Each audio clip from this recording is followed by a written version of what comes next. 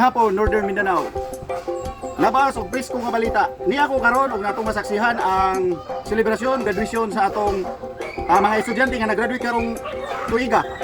Niya ta karon diri maglantaw ta sa ilahang mga activities kung unsay ilang mga award or base o highly honorable mission diri sa Eskwelahang National Tagay High School o diri sa Palahubog Street.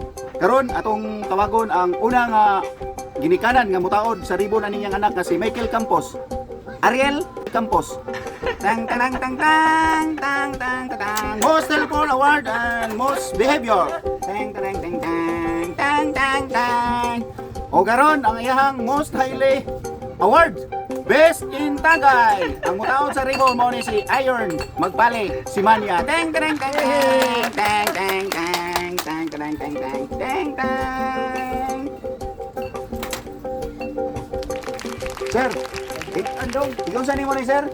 Ako mo'y direktor nila ani. Mayo kay natauran siya sa iyang mga award. Aloy sa Diyos, doon na gid sa mga award. Miss Inganer ug Miss Intagay. Okay na mao kini ang balita sa agta nga gimuta og sa TV nga guba.